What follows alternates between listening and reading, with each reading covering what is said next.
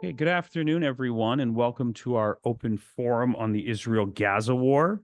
This is the third event in our third installment in our lecture series on Gaza, co-sponsored by four Georgetown University units, the Al-Walid Center for Muslim Christian Understanding, the Center for Contemporary Arab Studies, our African Studies program, and our campus, Georgetown University of Qatar. It's a huge honor. I see in the front rows, we have both the Dean of the School of Foreign Service here joining us and our Dean from Doha, Qatar also here. Welcome, everyone. At the end of this month in this room, we'll be hosting Francesca Albanese, the UN Special Rapporteur for Palestine. More information about our Gaza lecture series can be obtained on our website.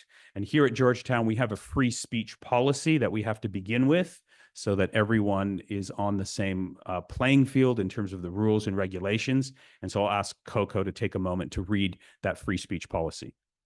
Thank you for joining us today. Georgetown University is committed to standards promoting speech and expression that foster the exchange of ideas and opinions. While it is recognized that not everyone may share the same views as the speakers, it is expected that everyone in attendance at this event respects the right of the speakers and the event's activities.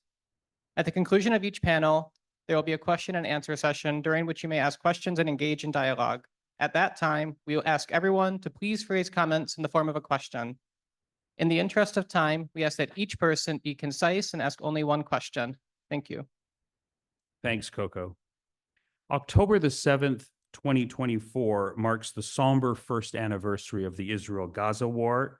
It began with the killing of approximately 1,200 Israelis, most of them civilians, and the taking of 250 hostages by Hamas and other militant groups. Israel's subsequent attack and military offensive on the besieged population in Gaza has been described as one of the most devastating military campaigns in history. Indiscriminate, disproportionate, and other unlawful attacks have killed at least 42,000 people, injuring roughly 100,000 more, the vast majority who are women, children, and the elderly. Today, Israel stands plausibly accused of genocide by the International Court of Justice, and the chief prosecutor of the International Criminal Court has issued arrest warrants for the leaders of Hamas and the Israeli Prime Minister and the Israeli Defense Minister for war crimes and crimes against humanity. As we commemorate these events, we recognize that the war in Gaza has now spread to Lebanon and the Middle East, and the entire region is on the precipice of what looks like a major regional war brought on by escalation between Israel and Iran. It's not an exaggeration to say that from Gaza to Lebanon to Yemen, the Middle East is on fire. The Middle East burns while Joe Biden fiddles. And so joining us here today to interpret these events and to analyze and interpret them is a panel of experts. I'll give them short introductions in the interest of time. Mouin Rabbani is a researcher, analyst, and commentator specializing in Palestinian affairs, the Arab-Israeli conflict, and the contemporary Middle East. Previously, he served as the principal political affairs officer with the Office of the UN Special Envoy for Syria, and he worked as a senior analyst for the International Crisis Group, focusing on Israel-Palestine issues. He's currently the co-editor of Jadaliyya magazine, where he also hosts a podcast, and he's the author of a forthcoming book called Gaza Apocalypse. Sarah Leah Whitson is the executive director of Democracy in the Arab World Now, Dawn, an organization set up by the late Saudi dissident journalist Jamal Khashoggi. Previously, she served as the executive director of Human Rights Watch's Middle East and North Africa division from 2004 to 2020. She writes and comments widely on the theme of human rights and foreign policy. Ari Dubnoff is an associate professor of history and international affairs at George Washington University, where he holds the Max Tinkin Chair of Israel Studies and serves as director of the Middle East program, the MA program at the Elliott School. He's a cultural and intellectual historian of the 20th century Jewish and Israeli history, with an emphasis on the British Mandate period in Palestine and the study of Jewish nationalism. And last, but certainly not least, Yusuf Manayer is the head of the Palestine-Israel program and a senior fellow at the Arab Center in Washington, D.C. He also serves as a member of the editorial committee of the Journal of Palestine Studies. where he was the executive director of the U.S. Campaign for Palestinian Rights. He writes frequently on U.S. foreign policy in the Middle East with a focus on Israel-Palestine issues. And he's also an adjunct professor here at Georgetown at the Center for Contemporary Arab Studies. The format is very simple. I've asked each of our speakers to prepare 10 minutes of remarks on this topic, marking this occasion. After everyone has given their presentations, there will be some intra-panel back and forth, and then we'll turn the floor over to you for questions and answers. I'll talk about the rules of the Q&A session when we get there. So please join me in welcoming our panel.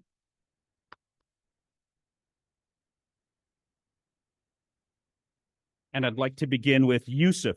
Could you start us off?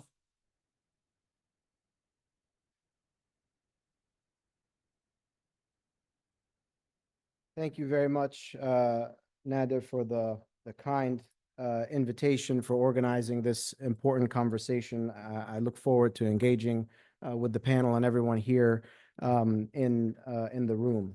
I want to focus my comments a little bit on how we got here. And before I do that, I just want to say a little bit about what the here is that we are seeing. And I will start in Gaza, where we see a tiny strip of land that has been utterly decimated in unprecedented fashion, even though Gaza has witnessed war after war of unprecedented destruction, with each version being more violent than the previous one. What we are seeing today is a level of destruction that most people did not imagine was possible in the Gaza Strip. The vast majority of buildings have been either entirely or partially destroyed. The vast majority of the 2 million people who live in the Gaza Strip are displaced. I will not use the estimates that we hear from the Ministry of Health in Gaza because I believe that they are absurdly low, given what we have seen over the last several months. Their numbers put it somewhere around 41,000 killed. But those numbers have barely moved over the last 5 to 6 months or so, and other credible estimates put the number of Palestinians who've been killed in the Gaza Strip at 2 to 3, perhaps even 4 times that number. This is to say nothing of those who have been injured and maimed for life, those who will have lasting disabilities, those who will be affected by the conditions that have been imposed on them, the humanitarian conditions, which prior to October 7th were already extremely poor. And this is only to speak of Gaza at this moment. We are also seeing destruction in Lebanon after the expansion of the war there, with more people already killed in Lebanon in these last few weeks than were killed in the over month-long war that we saw in 2006 between Israel and Hezbollah. We are seeing destabilization throughout the region and participation in this war, not just from Gaza and Lebanon, but also from Iraq and from Iran and from Yemen and elsewhere. The situation is, to put it simply, unprecedented in so many ways. And I start with this because I ask us to think about not October 7th for the moment, but October 6th and the period that precedes it. And where were we at that time? Just before that day, the United Nations National Security Advisor, Jake Sullivan, who's one of the key principals dealing with foreign policy in the Biden administration, has been a key actor in shaping U.S. policy before this moment in the region and after it, made some comments about the Middle East. And here's what he said. This was September 29th, 2023, about a week before October 7th. Quote, "The Middle East region is quieter today than it has been in 2 decades. The amount of time that I have to spend on crisis and conflict in the Middle East today compared to any of my predecessors going back to 9/11 is significantly reduced." When one thinks about where we are today in this unprecedented moment of war and destruction, and yes, genocide and instability throughout the region, and reflects on how misplaced the understanding of the highest ranking officials shaping U.S. foreign policy is, we have to ask ourselves how. How is it that the people who shape policy in this country were so unprepared and had so little understanding of the region that they were caught by surprise by the most destabilizing, destructive, and horrific months that we have seen in the region in many, many years? Is this about incompetence, or is it about malice? I think the most generous case that one can make is that it is about incompetence, and I will roll with that for now. How could they have so badly misread the situation, and what were the warning signs?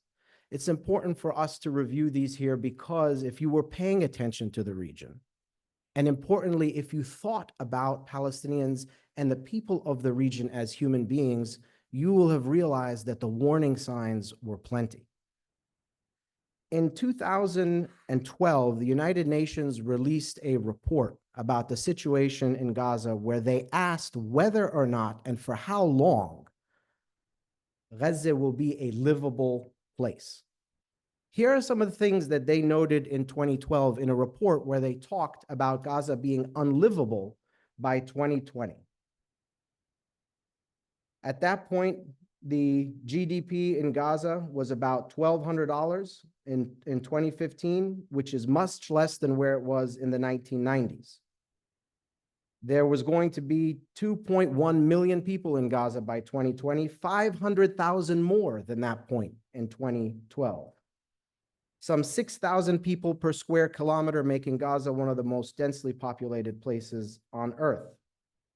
The water may become totally unusable, they wrote in 2012, by 2016, and damage would be irreversible by 2020.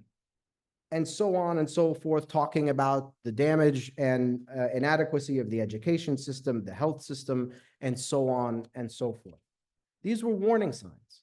In the absence of a sustained and effective remedial action, they wrote at the time, and in enabling political environments, the challenges which confront the people of Gaza will only intensify over the coming years to 2020, a period in which another 500,000 people will be added to the present estimated population of 1.6 million. Without such action, the daily lives of Gazans in 2020 will be worse than they are now. There will be virtually no reliable access to sources of safe drinking water. Standards of healthcare and education will have continued to decline, and the vision for affordable and reliable electricity will have become a distant memory for most.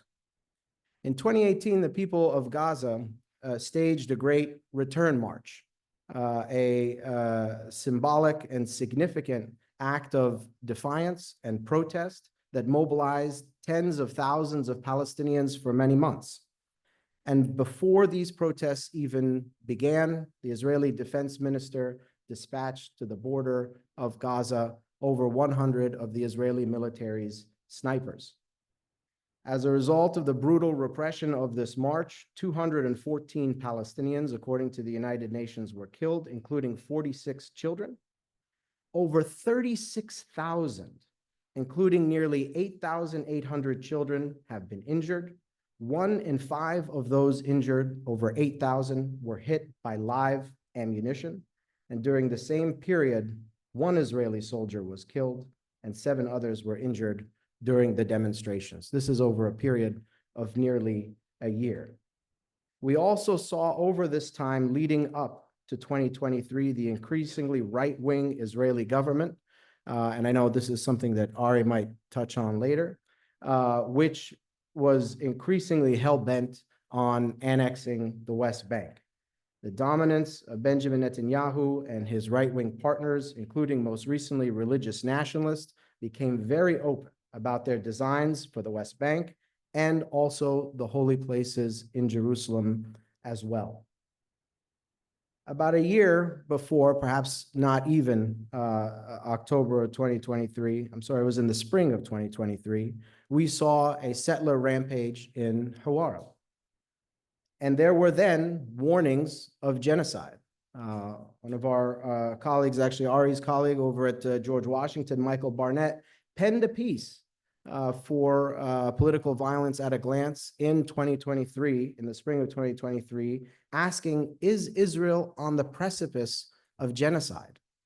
Using what he observed from the situation in Hawara and using also the checklist put forward by the United Nations as indicators for genocidal violence. And he argued then that just about every box is ticked.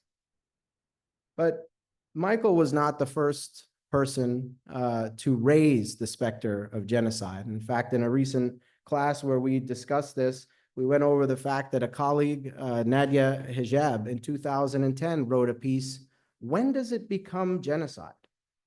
And at that point, she pointed to the statements of Israeli officials, including people like Dov Weissglass, who called for putting Palestinians on a diet in Gaza. People like Matan Vilnai talking about exposing Palestinians to a bigger Shoah or Holocaust in 2008, and other religious edicts being exhorted from soldiers who showed no mercy against Palestinians. The warning signs for this level of violence have been there for some time. Similarly, others have invoked this term long before 2023. In 2022, the United Nations noted that the West Bank saw the highest number of Palestinian fatalities at the hands of the Israeli military since they've been systematically documenting these numbers in 2005. Again, the warning signs were there. And in case one did not notice from the situation on the ground, the diplomatic messages were also being sent. The Arab League in February of 2023 met at the time in response to increasing encroachment on the holy sites in Jerusalem and the reality of the far-right extremist government in Israel. The conference was focused on Jerusalem and warned then in February of 2023 about regionally destabilizing consequences of Israeli policies in Jerusalem. Of course, this includes a whole host of US allies in the region. So how is it that one can miss this message? How is it that one cannot see the warning signs that were in place in the way that Jake Sullivan and US policy did? There is simply one answer. It is that you do not see the Palestinians in the region as human beings. Because if we understood the Palestinians in the region to be human beings, there would be an understanding that no human being can sit through such a situation for such an extended period of time and there not be a response to that situation. And so I will wrap up there and turn it over to my colleagues.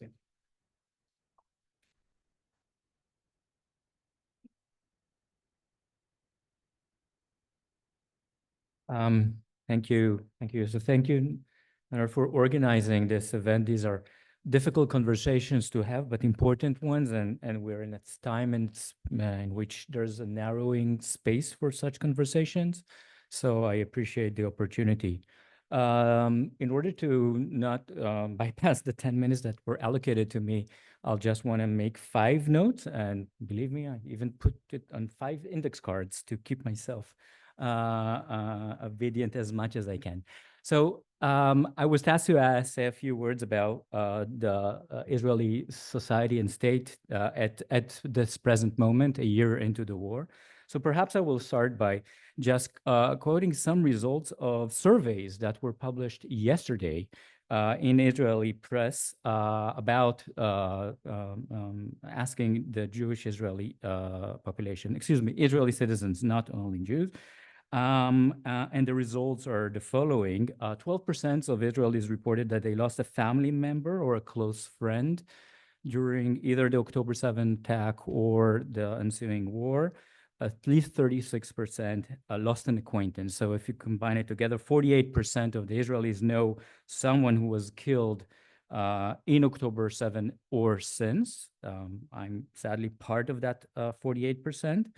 There's other There's other surveys that data that came, for instance, from Iran, which is like a mental first aid agency, rise of 40% of applications from teens, people under the age of 18.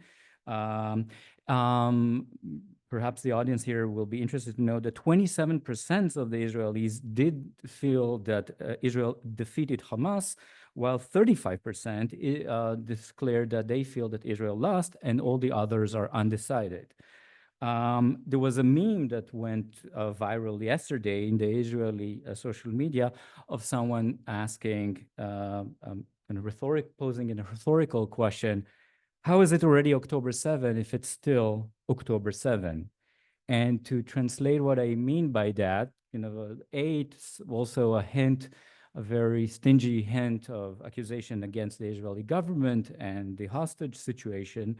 But it's also something to be said about, if you want to introduce Freud's stages of grief into the equation, that this is a society that is still very much in pain and in the moment of trauma. And it's not, I've written in the past a lot about commemoration and bereavement ceremonies in Israeli society. It haven't reached that stage because that's already coming with some sort of an acceptance. They're not in the stage of licking the wounds yet. And 34% of the Israelis reported that they feel more right-wing, 27% more religious. And there's debate within the Israeli surveys about how many Israelis are considering relocating or immigrating. And this is a debate because the results here are very uncertain. Among center liberal voters, the percentage is over 50%, 53% of Israelis of kind of the, if you imagine the kind of the Tel Aviv liberal Zionist is considering it. In other sectors of the country, the numbers are different. So I'm just putting it out there. It might be a fodder for conversation later on.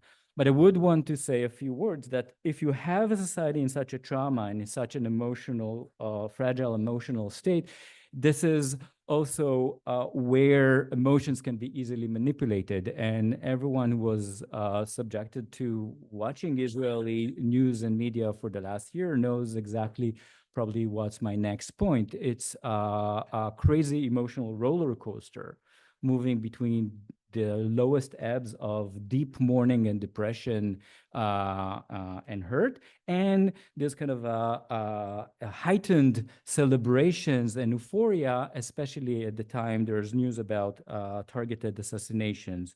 And this is something we can even maybe elaborate on later on about how you manage and manipulate kind of a public opinion. And there's also, of course, the role of language, of narratives that I think most of the time about, because though I have this fancy title that includes Professor of International Affairs in it, I'm really an old school humanities professor that loves close reading, and I'm very attentive to language and narratives.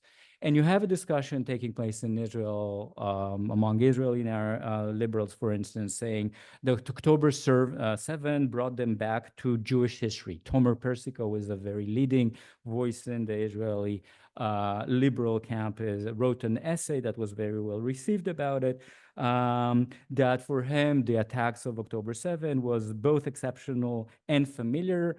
It was exceptional because as an Israeli, he didn't believe that something like that would happen, but kind of the language of Jewish history and the feeling of killing, abuse, burning, and also that the lack of rescue is something that reminds of pogroms and, of course, the Holocaust. Now, I cannot kind of manage how people narrate their experiences and their traumas, but that should be put on the table. Of course, as a historian, I have a big problem with some of the underlying assumptions in these discussions. For instance, Jewish historians for years warned against what Salo Boron called the lachrymose conception of Jewish history, that looks at Jewish history as nothing but one pogrom after the other.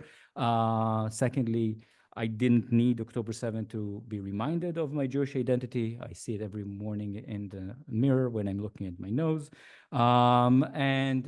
In general, this prism is, of course, very important, but at the same time, it allows, the Israelis to, again, be very caught in their own traumas and then also veto alternative ways of interpreting it. So I'm not saying there's only one way of interpreting it. I'm not saying that it's Israelis should not mourn their dead in that way, but it also prevents them from thinking about contextualizing it through frameworks such as a colonial struggle and understand how this pressure cooker of Gaza exploded on October 7th and contextualize it in a different way. So this is where I always tell my students the phonetic resemblance between a prism and a prison is telling. We have the way we frame things is also sometimes the way we're caught in these narratives.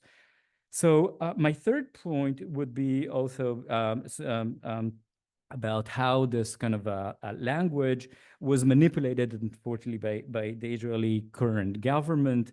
The language of the shock and the baggage of kind of a Jewish traumatic memory was easily manipulated by the more hawkish elements in the Israeli government that were very quick to dehumanize the Palestinians as a whole, and to actually, while using a very hyper-traumatic language to describe the Israeli trauma, for obvious reasons, there's a very good euphemistic language to describe the way the Israeli army is operating.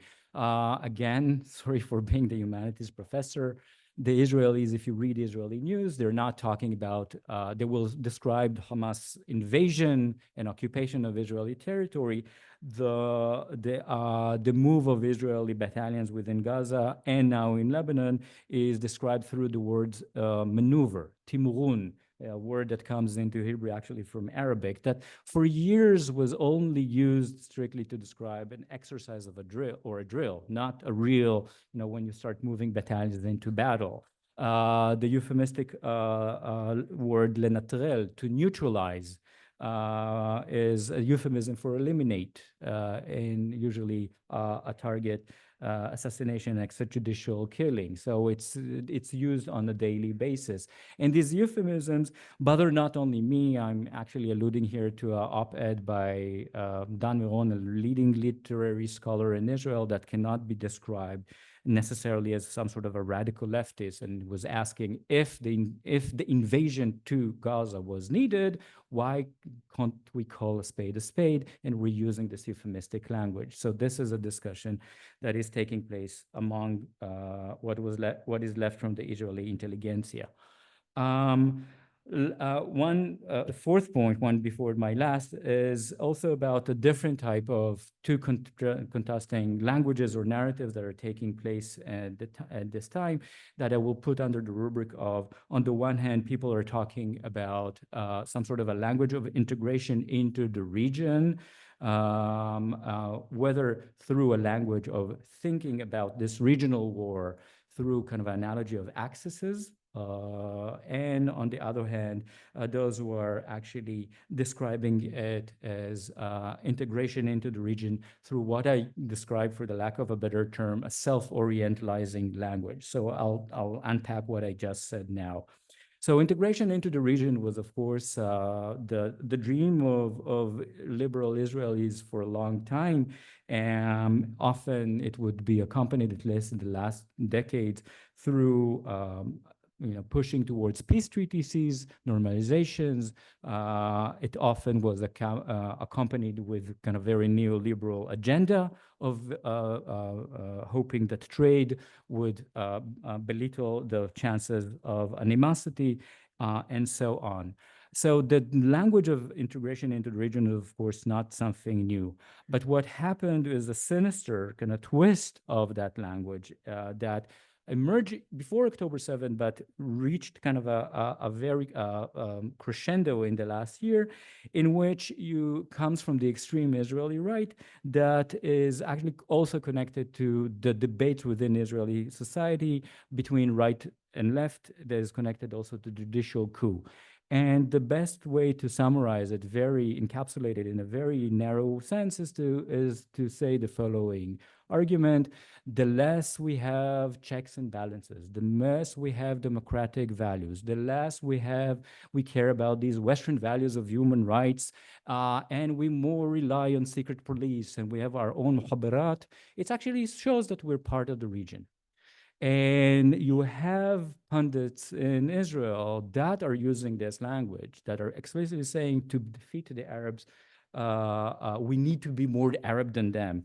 This is also a very effective way to silence liberal Israelis like me that are Ashkenazi, because often it comes from Jews of MENA background, and it's not once you will have the argument saying to the liberal Israeli that is talking in the language of human rights, you care more about your Palestinian colleagues and brethren than even your Mizrahi Jewish brother. You are so racist to that degree. And this is a sinister language that you have there. So there's the alternative language is that of the narrative of accesses.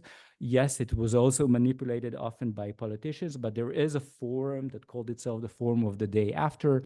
They're envisioning what happened. They're trying to think about what would happen on the day after the dust settles.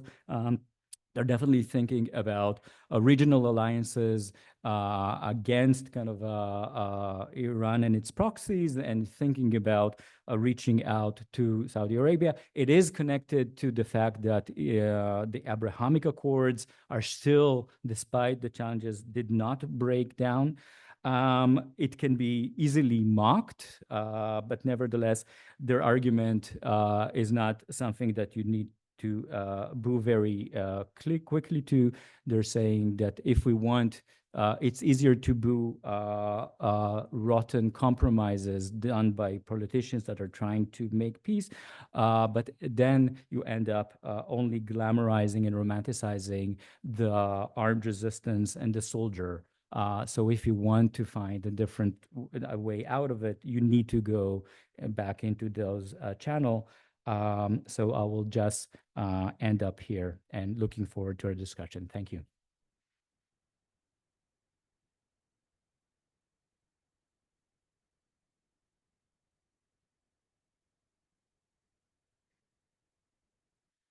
Thank you very much, Nader, and to the organizers of this event for inviting me to participate. I will speak about Israel's strategy during the past year. On the 6th of October, 2023, the day before the current crisis erupted, Israeli policy was determined by a combination of security doctrines and strategic assumptions. Most importantly, first, Israel's wars must be short, decisive, and fought on enemy territory. Second, Israel must be capable of defending itself by itself. Third, the Palestinians are no longer relevant on the regional or international agenda. Israel can resolve its conflict with the Palestinians unilaterally on the basis of its overwhelming advantage in force, and do so with the passive acquiescence of not only the West, but of the entire international community and the active support of the West. And fourth, normalization with Arab states has been transformed from an instrument of Palestinian leverage against Israel to an Israeli trump card, pun intended, to isolate and marginalize the Palestinians. Each of these principles or assumptions, of course, has collapsed during the course of the past year. If we look at Hamas's primary objective on the 7th of October, in my view, was to irrevocably shatter the status quo, and in doing so, to once again place the Palestine question very prominently on both the regional and international agenda. Because it acted alone and did not coordinate its attacks with its partners in the coalition known as the Axis of Resistance, it is highly unlikely that a similar offensive into Israel by Hezbollah from Lebanon or a general mobilization by its coalition partners was an initial Hamas objective. The Israeli leadership and security establishment was thrown into total disarray when the crisis erupted last October. Its military collapsed like a house of cards, and its intelligence services didn't have a clue about Hamas's intentions until they were actually implemented. Against this background, when the Israeli leadership initially enunciated its war aims, these were as follows. First, the eradication of Hamas and of Hamas rule in the Gaza Strip. Second, the elimination of Palestinian military capabilities in the Gaza Strip, so these could no longer threaten Israel. Third, the elimination of Hamas's governance capacities. And finally, the recovery of Israeli captives from the Gaza Strip was added, I believe, only a few days or weeks later, primarily in response to pressure from Israeli public opinion and from foreign governments who had citizens of their own among the captives. These objectives were accompanied by a ceaseless stream of statements from Israeli President Isaac Herzog, Prime Minister Benjamin Netanyahu, Defense Minister Yoav Gallant, down to opinion makers and ordinary citizens, holding the entire population of the Gaza Strip responsible for the October 7th attacks. There are no uninvolved Palestinians, was a refrain that was constantly put out. Consistent with such sentiments, Israeli conduct appeared to be primarily motivated by bloodlust and revenge. A comprehensive siege was imposed on the Gaza Strip. Within Israel, the benefits of Palestinian societal collapse and humanitarian catastrophe, including famine and epidemic disease, were openly discussed, much the way the pros and cons of renewable energy might be debated in this country. The civilian infrastructure of the Gaza Strip, including each of its universities, was systematically destroyed. Much of the territory was reduced to rubble. Palestinians were killed with an intensity sufficient to land Israel before the International Court of Justice, before the year was out. I mean, I think we need to recall the crisis erupts on October 7th. South Africa submits its application to the ICJ on December 29th. And it was only a month later, in January, that the court, with a large majority, determined that South Africa's accusations were plausible. 1 year on, Israel has failed to achieve any of the objectives it enunciated last October. It did manage to retrieve approximately 100 hostages last November, but only by violating another of its pledges, namely that there would be no negotiations of any sort with Hamas, whether directly or indirectly. The above notwithstanding, there has been a clear expansion of Israeli strategy in recent months. It first became apparent in the West Bank with the very visible intensification of Israeli raids and incursions, particularly in the northern West Bank, Jenin, Tulkarem, Tubas area. But it also then became apparent with Israel's bombings of Yemen's port of Hodeidah, the special forces demolition of a missile production facility in Syria, and then the assassination of Hamas leader Ismail Haniyeh in Tehran. And I consider the location as important as the act itself in this respect. But most prominent, of course, has been Lebanon, with a series of assassinations and mass terror attacks that collectively amounted to the organizational decapitation of Hezbollah within a very compressed period of time. In my view, this is not Israel seeking a cheap victory in the region to compensate for failure in Gaza, nor do Israel's declared objectives about pushing Hezbollah north of the Litani River to ensure that the residents of its northern communities can securely return to those communities. I don't think those declared objectives make sense for the simple reason that if Hezbollah were to be entirely eliminated between the border and the Litani River, it really wouldn't affect its capacities in terms of the issues that Israel is raising. Rather, and emboldened in particular by its successes in Lebanon and the unconditional support it has received from the West, Israel has decided the time is ripe to transform the balance of power in the Middle East by dismantling the axis of resistance piece by piece. Israel seems to today genuinely believe it is capable of producing an impact similar to that which followed its 1967 June War victory, this time by crushing Iran rather than Egypt. While I do not believe that this is significantly motivated by the desire of Netanyahu and other Israeli leaders to remain in power, success would, of course, allow them to replace the historic failure on the 7th of October last year with a historic victory in 2024. Its professed opposition to a regional war notwithstanding, it is a safe assumption that the United States is fully supportive of the Israeli agenda. It is supportive because it believes it is an objective that can and should be achieved.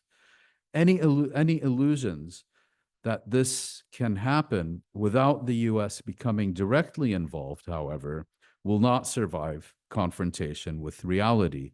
We already heard about Jake Sullivan's brilliant observation just 1 week before the Middle East blew up. And I would not at all be surprised if he and his colleagues in Washington now genuinely believe that Israel can do the job, can do it with U.S. support, and that the U.S. can remain uninvolved. It's also very much an open question whether such an Israeli campaign to transform the strategic environment of the Middle East, indeed to transform the Middle East, will survive the region's realities. Not so much because Hezbollah didn't collapse after the severe blows to its leadership. It didn't collapse, but that's not the main issue. I would say it's primarily because, or among others, because Lebanon has a reputation as the graveyard of Israeli and U.S. hubris. See under Birth Pangs of a New Middle East, for those of you who are old enough to remember Condoleezza Rice getting all ecstatic about Israel's invasion of Lebanon in 2006. Except, of course, that birth pang ended up being a miscarriage. In conclusion, Israel did not respond to Hamas's determination to shatter the status quo by seeking to restore it. Israel's objective was not to return to the 6th of October. Rather, it met the challenge by seeking to impose a new strategic reality of its own. It will be some time before we learn of where things are heading. But in the meantime, total victory is constantly enunciated by Churchill Netanyahu. It may be a nice slogan, but it has already been demonstrated by reality to be an empty one as well. Thank you.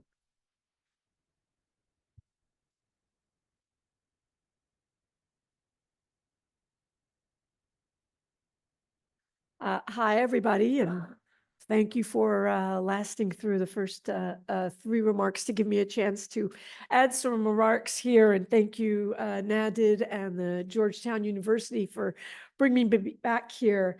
I wish it were on happier occasions. I want to focus my own remarks today, really following up on Yusuf's comments on how we got here and how I see a Trump versus Harris presidency playing out in the Middle East, not just with respect to Israel-Palestine, but in the broader region, which is so intimately linked and tied to what happens in Israel-Palestine. To lead with the punchline, despite the widely divergent outcomes on domestic matters, there's far less uncertainty about the foreign policy outcomes under either a Harris or Trump presidency in the Middle East, including on Israel-Palestine. Because like the Biden administration before it, I think a Harris administration may be softer around the edges with its rhetoric, but with no policies to back it. And so my prediction is that the outcome, sadly, will mostly be more of the same. I think there are two principal reasons for this and reasons that explain, at least in part, the gross American miscalculation and mispreparation for the moment we found ourselves in on October 7 last year. First is that the global worldviews of Harris and Trump, like most Republicans and Democrats, I think are actually pretty similar. Because they're grounded in an article of faith that has undergirded all of America's post-World War II foreign policy, and that is maintaining U.S. hegemony and supremacy. There is full agreement, as Vice President Harris recently declared, that the U.S. must have the most lethal military in the world. She doubled down on this, repeating the exact same phrase a second time. And so while Trump may have a more openly mercantile or even mercenary approach to American forces abroad, demanding that the beneficiaries pay more for protection, he is a unilateralist and not an isolationist. At bottom, I see neither candidate revisiting U.S. primacy and the blinders that is put on American policymakers for decades. Second, both Harris and Trump are subject to the overwhelming incentive structure that rewards administrations that continue to spend more on defense and sell more weapons abroad than any other country in the world. The double whammy of the military-industrial complex and foreign government purses means all the upside comes from more spending and selling of weapons. There's no countervailing economic and very little political pressure. Foreign policy remains largely the province of an elite clique of decision makers, blinded accordingly. None but the tiniest segment of our electorate prioritizes foreign policy issues in their voting. And in the Middle East, this incentive structure is at its most powerful, combining not only the influence of the defense industry and the seemingly bottomless wealth of Gulf states, but two additional factors: the influence and control of the pro-Israel lobby and Arab control over oil that determines the prices Americans pay for fuel. So within these confines, I anticipate some marginal but not very consequential differences. Let's start with Israel. The Democratic Party has become increasingly divided over the Biden administration's unconditional support for Israel. A strong majority of Democratic voters now oppose military aid to Israel and support Palestinian rights. But the Biden administration has now told us there will be no ceasefire before January. It has encouraged Israel to expand its war in Lebanon, and we're now looking at a strong possibility of a war with Iran, exactly as Israel openly declared and intended a year ago today. Instead of any real recalibration of support for Israel, Biden has dramatically expanded arms shipments to it and engaged in unauthorized combat operations on Israel's behalf, with aerial bombardment of targets in Yemen and shooting down Iranian missiles from Jordan and other locations in the Middle East. So where either candidate will thus find themselves is inheriting an escalating war, not only with further mass suffering and casualties in Gaza, from which we have been rather effectively distracted from with the expanding wars in Lebanon, Yemen, Iraq, Syria, and Iran. I think candidate Harris feels the pressure to promise some recalibration of Biden's policies, particularly in the swing states where uncommitted Democratic voters could toss the election to Trump. But she has largely confined this to expressions of sympathy for Palestinian suffering. She's reiterated pleas for a ceasefire, but also refused to support conditioning aid to Israel. She will feel the sway of her pro-Israel donors much more than her voters once she's elected. And so it's unlikely that her policies will consequentially shift away from Israel once and if she becomes president. There's no reason she will walk back Trump's recognition of Jerusalem as Israel's capital or Israel's annexation of the Golan, just as Biden has failed to do. Whether Harris will prioritize securing a ceasefire at last or double down on more Abraham Accords for Israel, as Biden has done in lockstep with Trump, remains to be seen, but neither she nor Phil Gordon, her national security advisor, have said anything to suggest moving away from the shared Biden-Trump approach, prioritizing Israel's interests in the region. I think the most important issue where Harris and Trump are likely to have different takes is a move by Israel to annex most or all of the West Bank. Ambassador David Friedman, who previously served as ambassador to Israel under Trump, has openly endorsed Israeli apartheid and proposed annexation of the West Bank, minus voting or political rights for Palestinians, and he said he is already consulting with Trump on the matter.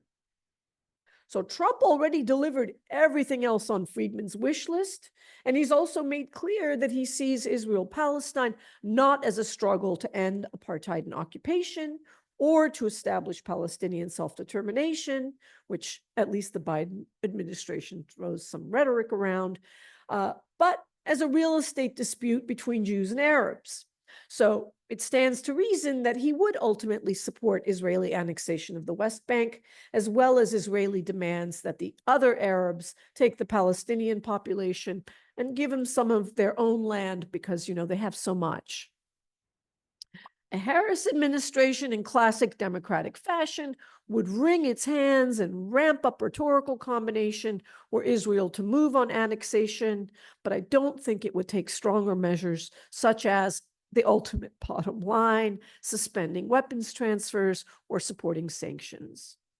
Because, you know, if a genocide hasn't been enough to persuade candidate Harris to demand even a suspension of weapons, it's doubtful that annexation would persuade a President Harris to do so.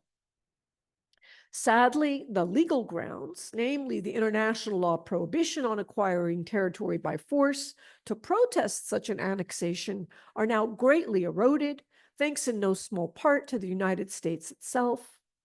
The Trump administration led the way in breaking the taboo, recognizing not only Israel's Golan annexation, but also Morocco's annexation of Western Sahara to reward Morocco for normalizing with Israel. The U.S. has completely ignored the International Court of Justice ruling that Israel's occupation is illegal and that it must remove its forces and citizens from Palestine. So it's hard to see even more illegal acts by Israel tip the Harris administration into abiding by international law. I think Harris, nevertheless, she should have sufficient support from the anti-Netanyahu but pro-Israel camp who would really love to believe that Netanyahu, excuse me, and the extremists are the bad apples here. Thank you. To take some tough measures to dissuade Israel from annexation, but whether these will be sufficient to persuade Israel remains to be seen. Netanyahu may well calculate that he can afford to be in the Harris doghouse until annexation becomes old news and the forced displacement of Palestinians, alongside the accompanying humanitarian catastrophe, becomes the new news. Because it is, in fact, much easier politically to remedy humanitarian harms and suffering with aid than it is to fight and punish violations of a severely eroded law. Harris and Trump will also have different strategies to deal with the International Criminal Court's ongoing prosecution of war crimes in Gaza, which has indicted both Netanyahu and Defense Minister Gallant, who will be here in Washington tomorrow, but has delayed issuing arrest warrants against them. We can expect to see Trump to move again to sanction the court's prosecutor and staff, even pushing other states to withdraw from the Rome Statute. Harris, like Biden, is unlikely to take such actions, but also, like Biden, will exert maximal pressure on the court behind the scenes.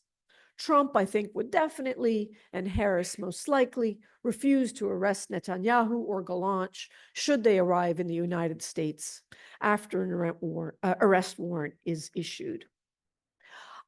In conclusion, I think the absence of a pivot from the United States, which successive administrations have promised, the doubling down on U.S. military support for Israel, the expanded weapon sales to the region, are fundamental problems of American administrations, Republican and Democrat, and I think we should take that into consideration in the upcoming election. Thank you.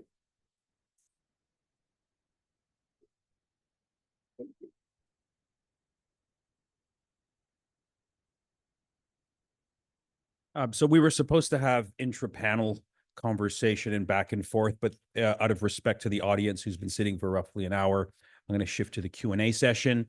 I believe we have a microphone circulating. And so just raise your hand if you have a question. And of course, you know, no speeches, please. If you start to go beyond the reasonable time period, I will have to forcefully intervene to ask you to wrap up. So yeah, right here at the front row. Go ahead.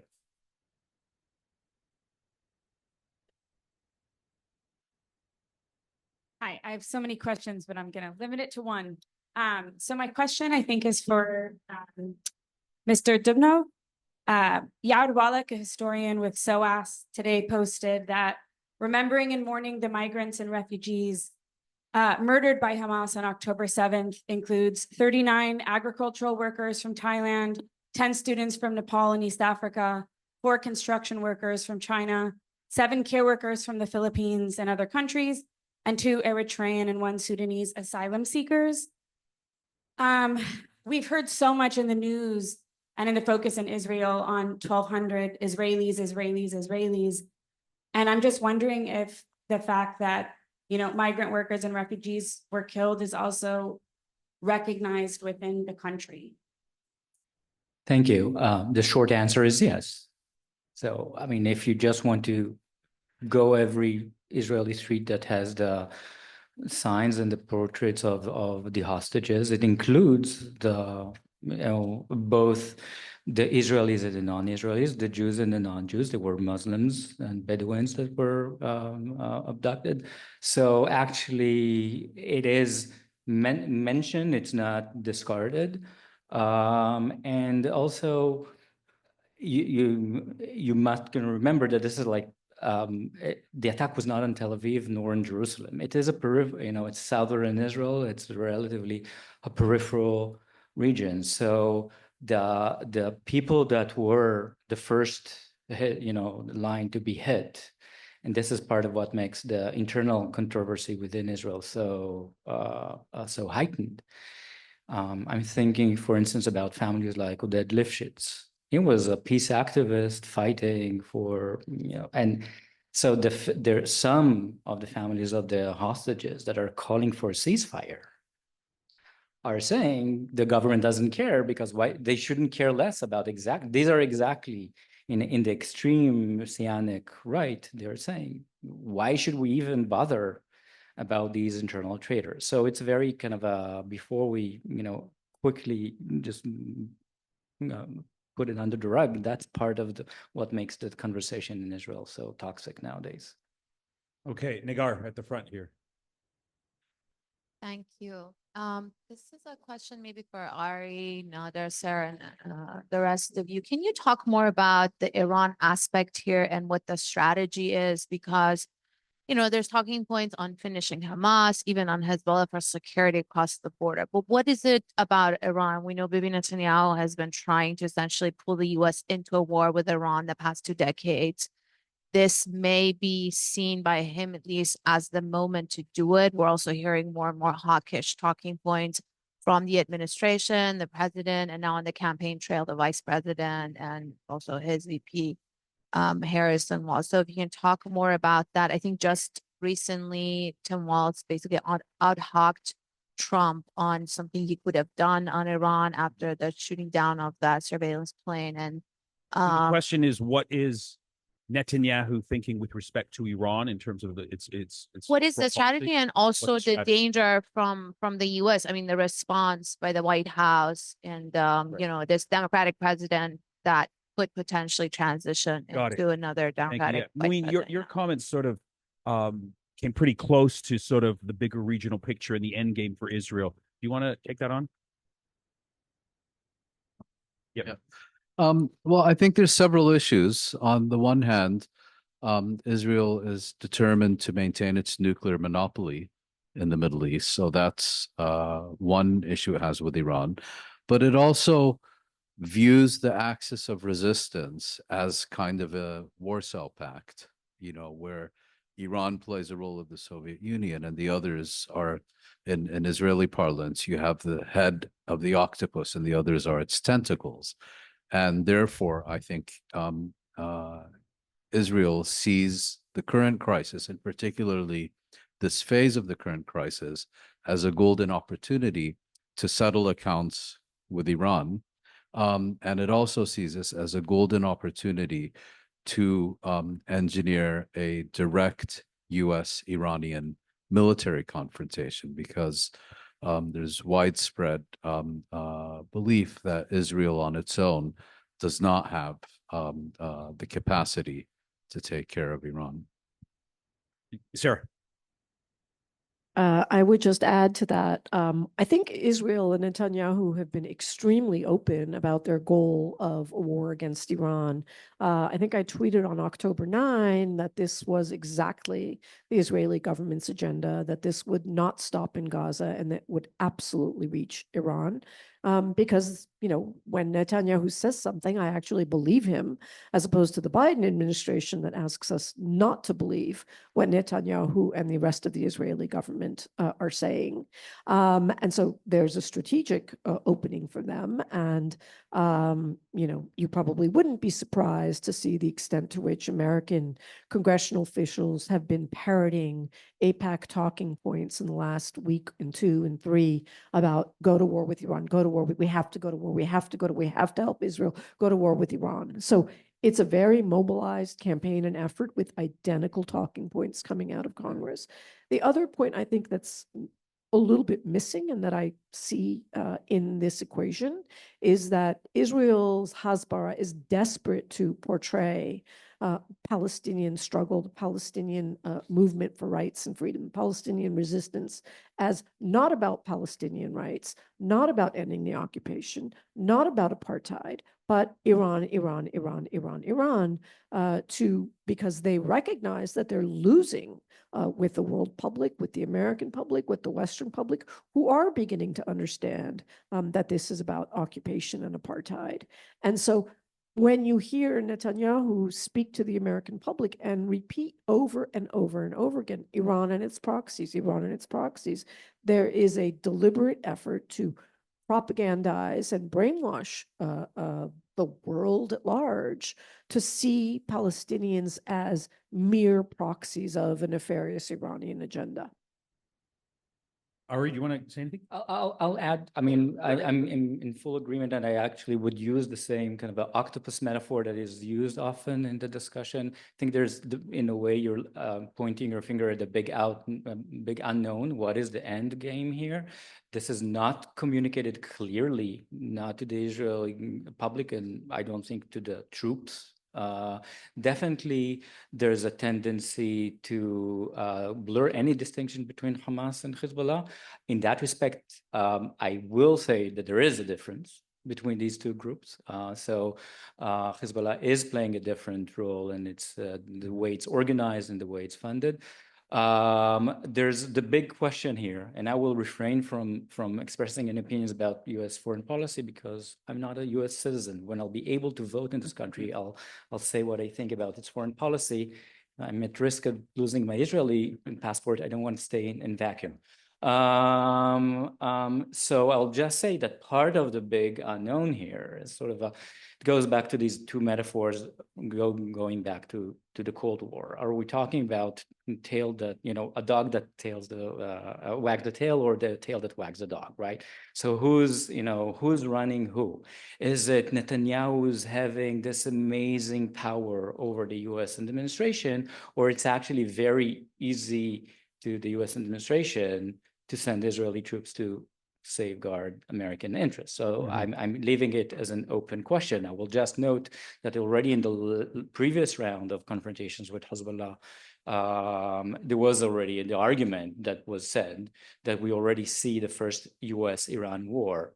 Yes, Israeli pilots on American planes fighting troops that are trained in Iran, but that's what we have, and that's not something that came from a hawkish Israeli right-winger. It came from Noam Chomsky. So the framing of the confrontations with Hezbollah, not with Hamas, as a proxy war with Iran is not something new. Part of the debate in Israel, and this is part of, again, the big unknown, where part of the argument is that Israel is pushing the new administration in that is more reform to a more hawkish sign. Quasi-conspiracy theories that the Revolutionary Guards don't want a reform president, so they have an invested interest in escalation. So it's both the Israelis and the militant elements within Iran. I'm not an expert in Iran, so I'm just echoing things I hear being uttered today. Thank you. Young man, yeah, with your hand up. Please wait for the mic. Could you wait for the mic? Yeah, wait for the mic.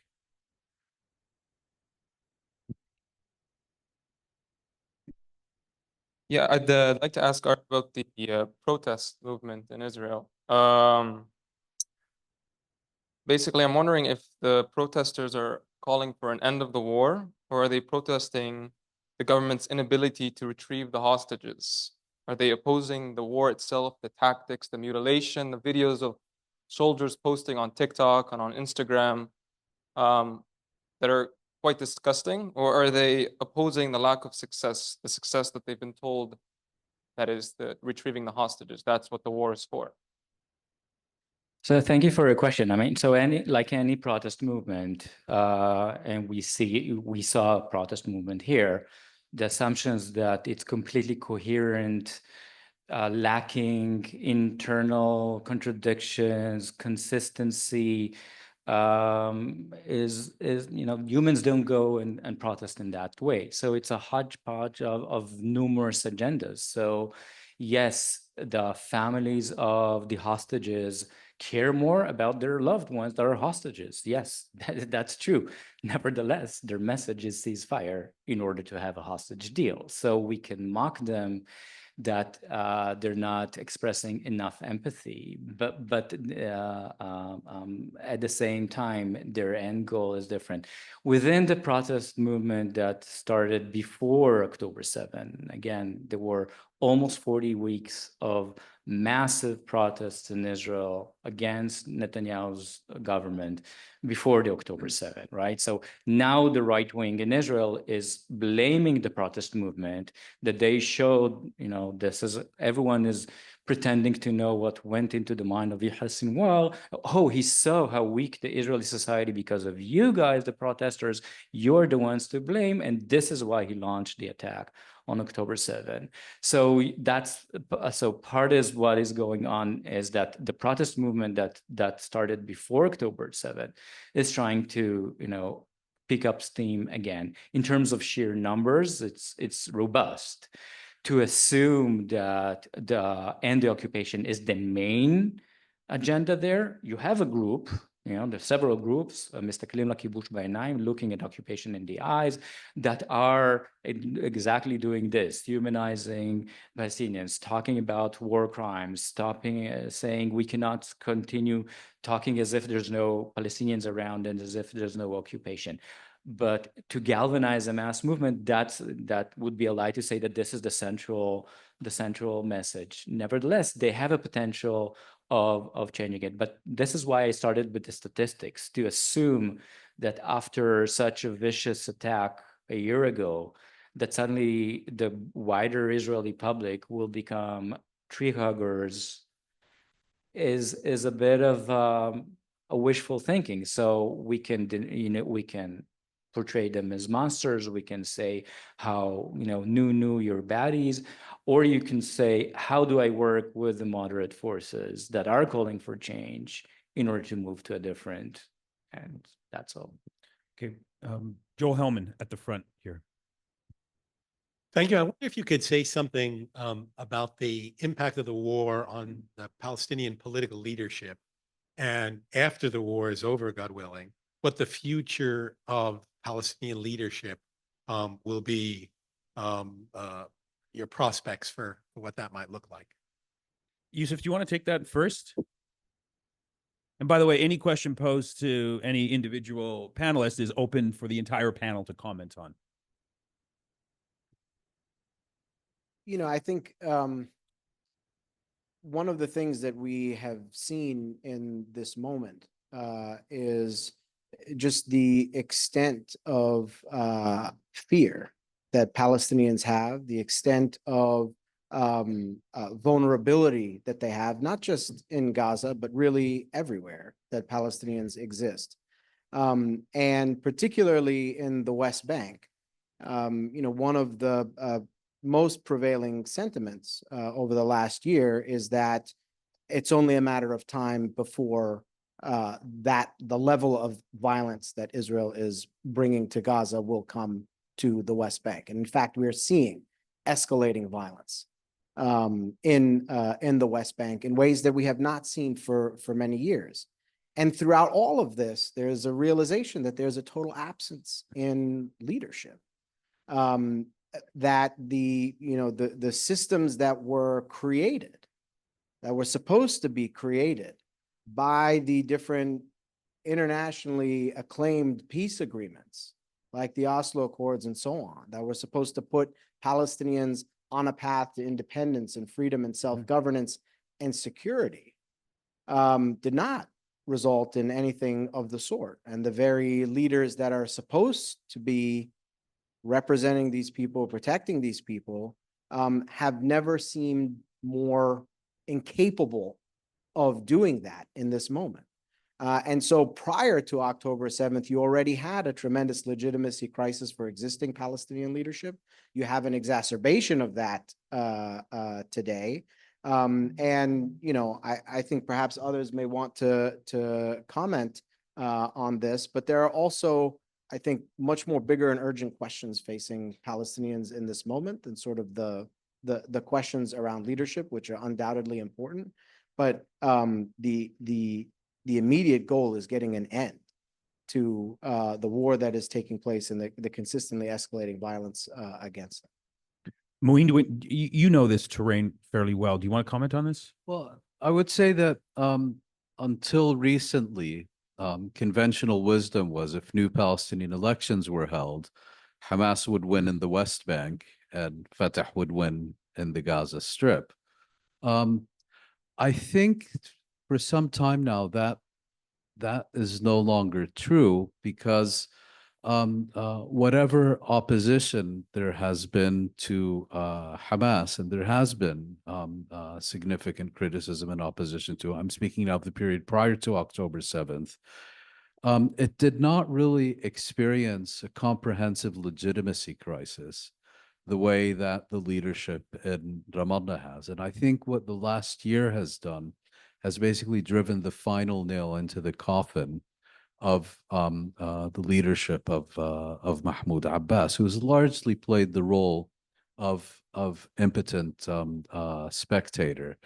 The question then becomes, assuming that he's not going to live forever, and eventually will depart the scene, what will replace him? And I think the first question will become, will another national leadership replace him, or will measures be taken to prevent the emergence of a different national leadership? And assuming for the sake of argument that there will be one, what shape will it take? Well, Fatah is in an advanced state of disintegration.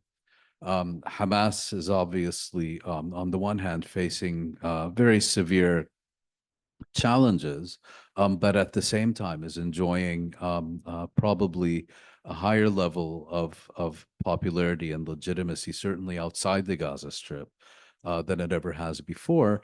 And the question that I think needs to be answered is, can this kind of dual hegemony be replaced by a formula in which these rival organizations don't set aside their differences, but manage their differences within a unified framework, much like you had organizations with very significant ideological differences operating under the PLO in the 1970s and 1980s. At this point, I would say it doesn't look particularly good, but crises have a way of transforming these political realities.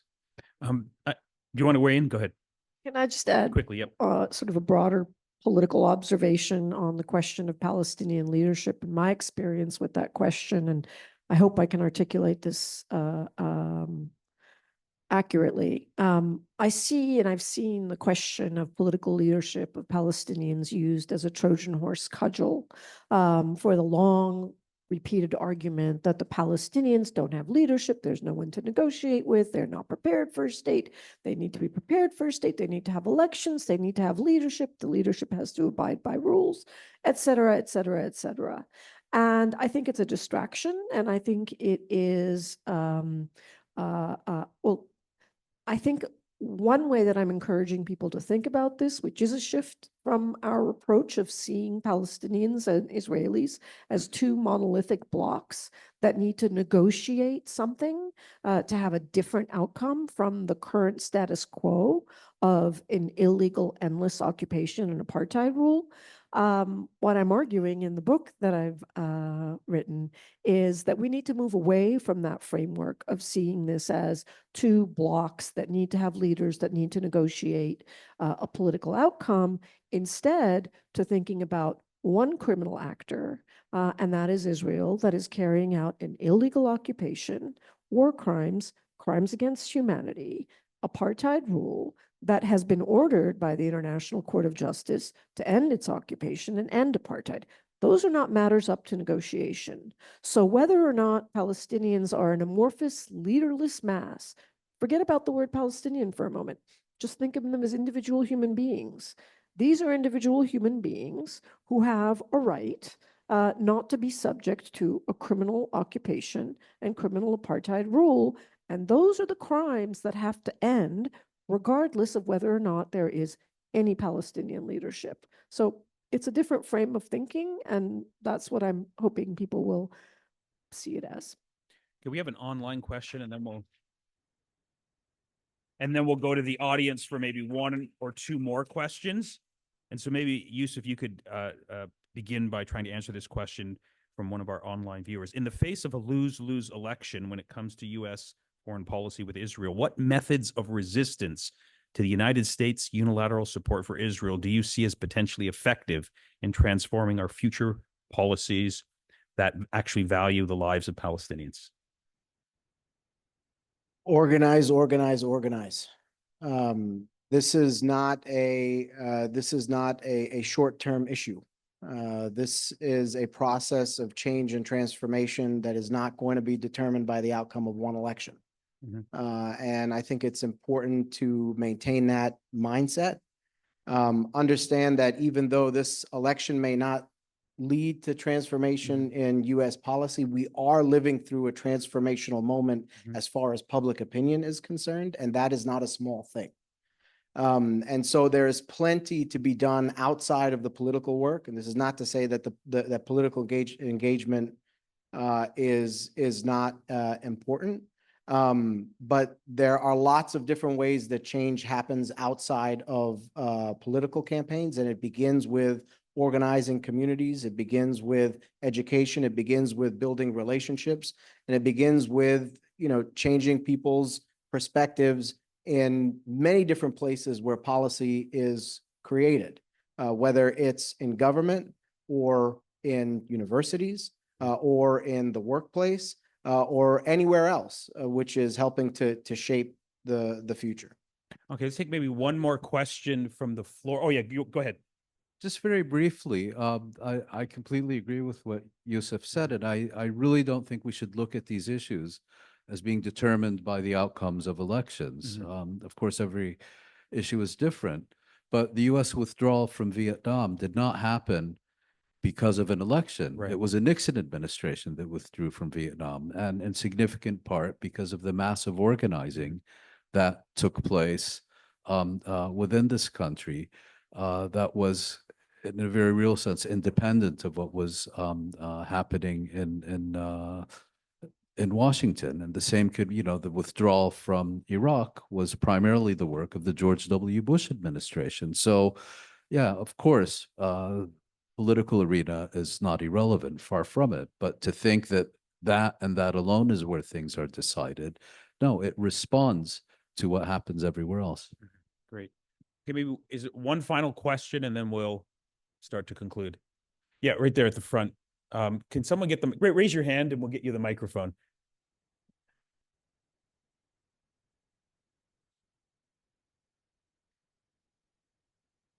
Thank you. I hate to be the last question. I guess this is for Yusuf. My basic question is, to what extent do you think Hamas reflects the wills and the desires of the Palestinian people? You mentioned how poor they are. I believe Hamas used most of their money for a tunnel network.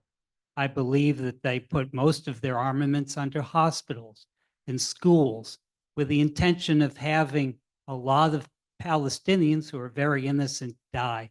And I also believe that if Sinwar, this could end tomorrow if he got out of there. I don't understand why he's staying on. So my basic question is, to what extent do you think he really reflects the will and the desires of the everyday Palestinian person living in Gaza?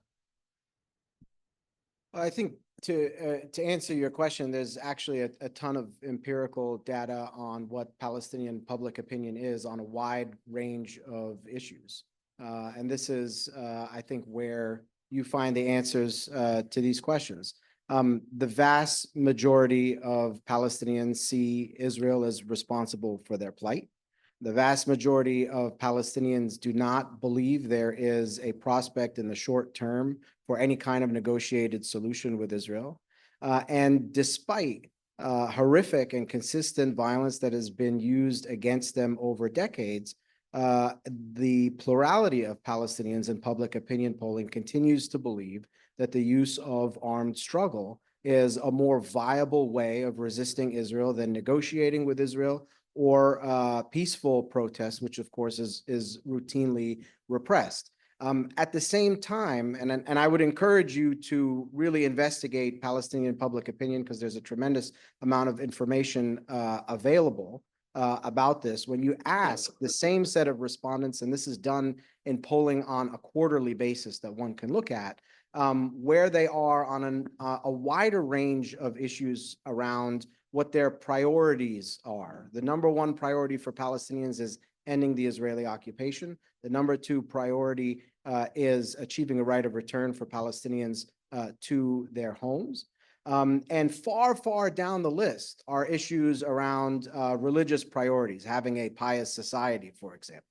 And this is reflected across a wide range of respondents, regardless to their factional affiliations, whether they support Hamas or they support Fatah. Right now, when you look at the Palestinian political spectrum, based on the polling that we have, there's about a third of the political spectrum that is in the Islamist direction, a third that is more in the nationalist or secular left direction, and a very significant number in the middle, perhaps the largest percentage, is none of the above in terms of factional affiliation, which is a relatively new phenomenon in public opinion over the last 10 years. But I leave it to you to ask yourself whether that whose strategy that those opinions represent. But it's very clear where Palestinians are. They see Israel as the problem, and they've given up on other methods of trying to change this reality outside of armed struggle, and that's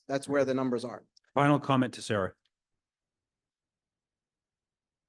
Yeah, I also hear this question a lot, and I also see it used as a Trojan horse on my Twitter feed to justify whatever happens in Gaza by saying, well, they all support Hamas, and ergo, they are getting what they deserve.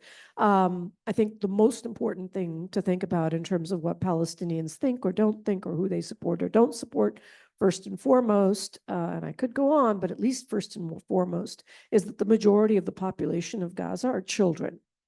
And so, honestly, their political views really have zero relevance or meaning to this discussion and the consideration of this war or how this war is being fought. Let me just conclude by saying that it's the job of good universities, in fact, great universities, to organize public events and forums to deal with very difficult conversations such as this one. I think we accomplished that today. So please join me in thanking the panel for taking time out of their busy schedules to be with us. Two quick announcements. There is a vigil outside of this room at 1:30 in Red Square to mark the anniversary of October the 7th. And then there's going to be a reflection space tomorrow at 5 p.m. in Rice 262, organized by the Faculty for Students in Justice in Palestine. And you're invited to participate in that as well. Thank you very much for coming.